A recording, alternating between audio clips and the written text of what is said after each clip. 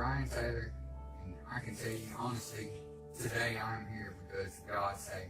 If it wasn't for God and what He did for me, then I'd be dead today. There's no doubt in my mind about that.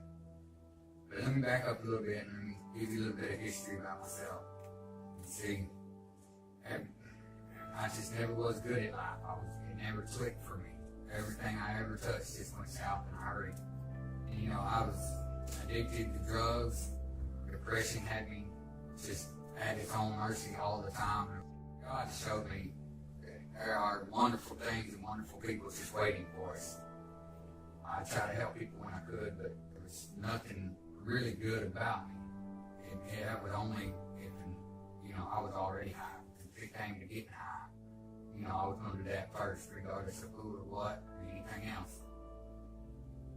And I can tell you, I'm back up to about last Christmas. You know, I was given a gun by my wife. I was so depressed all the time. And that's all I did was sit around with that gun in my head, just praying that God would give me the strength to pull the trigger. And thankfully, that gun was stolen a few months after it was given to me. Because if it wasn't, you know, I'd be dead here. I'd be dead by now, I know. But I tell you, I had a decent life at one time before addiction. Cars, had a decent job, my wife, had my kids. You know, I had a small habit. And my habit, it grew. As my habit grew, so did my depression. So did my hatred for everybody. And you see, the people that I thought I was helping, they were really just holding me down. They were feeding my addiction. You know, and there was nothing I could do about it. And I didn't want to change it. I was content to hate God and love dope. And that was just really all I cared about. And it really aggravated me that God wouldn't bless me. And it didn't dawn on me, never crossed my mind that was because I was living wrong. I wasn't living for God, I was living against God. But God never gave up on me the way I did Him. And, you know, I didn't know it, but He was constantly behind the scenes working in my life, even when I didn't know it, even when I hated Him. I used to joke around and people lie, tell people that if God did exist, we were nothing but an ant farm, you know, here for His amusement only. I didn't care for anything that God had to say. I didn't care. I walked around mad all the time. And when I say I was mad, I mean I was just downright mad, constantly. From January to June of this year, I didn't crack a smile. I didn't see anything to smile about. You know, my habit had gotten up to about 2 grams a day. And, you know, everybody else around me was happy with a 30-unit shot. I was doing 100. And I can tell you, I'm not bragging. I just wanted to die. I can tell you, living out on the streets, it's really hard, whether it's your choice to be out there, whether circumstance puts you out there, whatever. You know, and I was out there because of my addiction. And in my addiction, it's funny, I could hustle up money for dope 7 days a week, but I couldn't hustle money for food, so I was eating out of dumpsters. There were several other people that I fed out of dumpsters. You know, that was the only way we had to eat. It was sad, the things I saw out on the street. You seen so much pain, so much brutal atrocities, you know, on your fellow man, and nobody cared.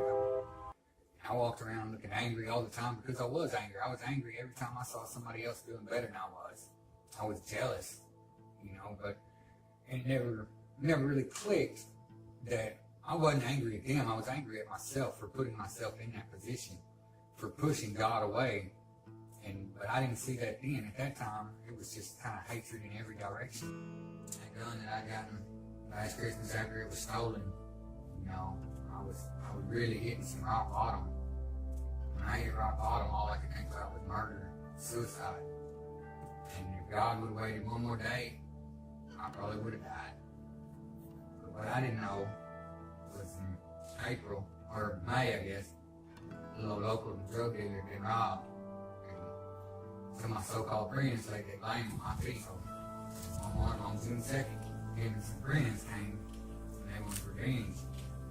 I was stabbed, I was beaten, I was set on fire twice and left for dead. I made my way out of that house. As I did, the lady happened to be driving by. And it was amazing that she was even driving by, because she was on her way taking her mother to the doctor. And her mom just kind of had a little meltdown and said, hey, we got to go back home. Something's wrong. Something ain't right. And so they go back to the house, and as I'm collapsing, I collapse out on the street, still on fire.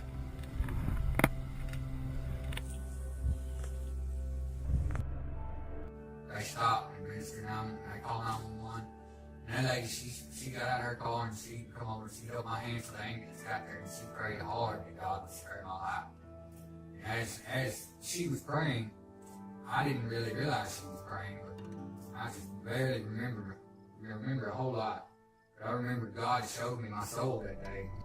I saw that demon that was attached to my soul. It was trying to follow me. And you could see the hatred in his eyes.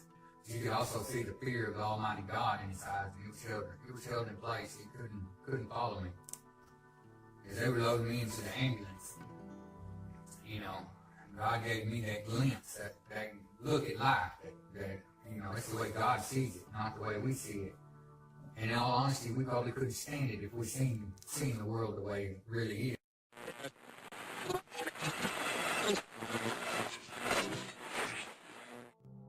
Woke up about a week later in a coma.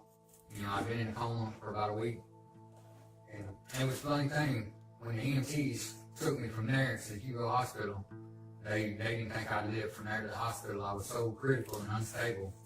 They said that they couldn't move me from the ambulance into Hugo Hospital. They were waiting on the helicopter. The helicopter got there. They got me loaded into it.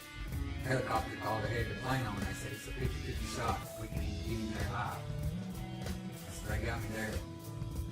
And about 20 minutes after I got there, I had a heat stroke and went into a coma. I spent a week in a coma. And I can remember, you know, as I was being loaded into the ambulance, I can remember God saying, I'm here, my son.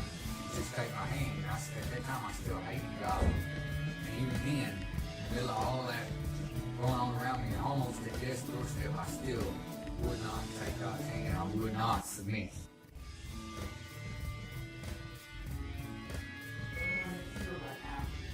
If we'll just submit, God can do amazing things for us. Just give Him that one little moment. Just 1 second. In 1 second, He can do more than we can do in a lifetime. He changed my entire nature. He changed everything about me. You know, in that moment, when I submitted to His will. You know, I realized that God has always been there working. His angels have always been there, comforting and guiding and detouring, and sometimes bringing us to an abrupt stop. You know, and it's for our own good, whether we like it or not, whether we understand it or not. You know, and I can tell you that God's timing is an amazing thing. Because if He would have waited till June 3rd, it would have been a murder and a suicide, because that's all I thought about in those days leading up to that fire. You know, all it would have taken was just God waiting one more moment, one more day, and I'd be pushing up daisies today. But God had a different plan for me. It's quite amazing. And I can tell y'all there are easier ways to come to Christ than the way I went about it. But God knew I was a hardhead. And God knew that it was going to take an extreme act to make me submit to Him, to make me let my foolish pride go. And so God, you know, I'm really lucky because God, He gave me a glimpse of what hell's like. And He showed me where I was headed. But I've gotten a little ahead of myself, so anyhow. Back to being in the hospital when I was there, it was amazing. I was afraid all the time. I was in pain all the time. But as I got further into God's Word, it made those painful procedures became easier. The more I praised God, the less afraid I was. And I tell you, and a lot happened in that 2 days prior between getting saved and going to that surgery. And I was so afraid, I was beside myself. I was in tears all the time. I mean, constantly afraid. And then by the time the day of that big surgery came, I was joking with the nurses on my way because I knew that God had a plan for me. I knew that I wasn't going to die in that hospital. And God took the fear away. He gave me peace. And that's something that I'll never forget, is that I felt God's power there when I found salvation. It felt like nothing in the world, nothing of this world could get near me, could harm me in any way.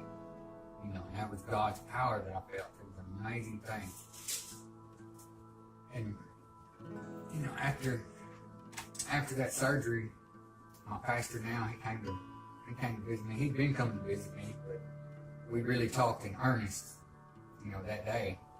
And I asked him, how can this have happened to me? How could God love me, and allow this to happen to me? Looking back, I can see that, yeah, God was saving me, is what he was doing. But at that time, I didn't know that. And I can tell you, the pastor told me as a new Christian, I'm in a real unique position to reach out to people that have slipped through society's cracks, people that will not come to church. They will listen to me because of the life that I've led and the things that I've done. And just the example that God sets through me. It does get people's attention. And it is amazing to watch God work through me. And it's just been one miracle after another since I've gotten out of the hospital. And just getting out of the hospital was a miracle. They said I'd be there for 90 days. They said it'd take me a year to get used to my arm back. I walked out in 24 days, and by 60 days, I had total use of my arm back. By 90 days, when they said that I'd be still in the hospital, I was already working, by then. So it's pretty amazing, the bounce back it has been. And it's not me, it's not the doctors, it's God. The doctors, the best that they hoped for was 90 days. God put me out of there in 24 days because he had things for me to do. And after I got out of the hospital, I started getting a little stronger in my faith. The pastor, he kind of took me under his wing and kind of started showing me, teaching me a lot about myself that I didn't know. And just a lot about encouragement. And he showed me that there are still good people out there that genuinely do care about others. It was an amazing thing. One day he asked me, could I put together a group of people that wouldn't come to church? And I told him I thought I could. I might put together 5 or 10 people that might. And he said we'd meet at the restaurant uptown. And God moved it on my heart, and I just followed God, and I invited him. Everywhere God put me in every situation, I invited him to come to this. I thought something good might come. Well, on the night of the little old get-together, we expected 5 or 10. I told the pastor it might just be me and him staring. Oh, I know. 63 people showed up that night. Amazing thing. I'd never seen anything like that. God working right here, right now. I got right with God, and at that time, I got right with God more out of a fear of hell than a love of God. But since then, as I've gotten deeper into the Word and I've got to see God work just miracle after miracle, I can tell you I strive each day to please God, because I love God and I want to be pleasing to my God. And there's no greater feeling than knowing that you please God at the end of your day. After I got into the Word, I got saved. I got into the Word. It was a really amazing thing. I went from being completely surrounded in pain. It seemed like everything hurt to suddenly painful bearable. And as I got into the Word deeper and deeper, I ran across the passage. It said we should always praise God in every situation. Not some situations, not when situation is good, not when we're having a good day. We should always praise God. When we're surrounded in darkness and pain, we should be praising God the whole time. Because that's what God expects of us. He doesn't expect us to lay there and whine about it and cry about it. He expects us to stand up as a child of God and praise Him. And that's what I started doing. And a lot of people have asked me what it's like to be that addicted or that depressed or, to be angry enough to murder. What that's like. And I keep telling people it's like standing right outside a long, dark tunnel that you can't see into.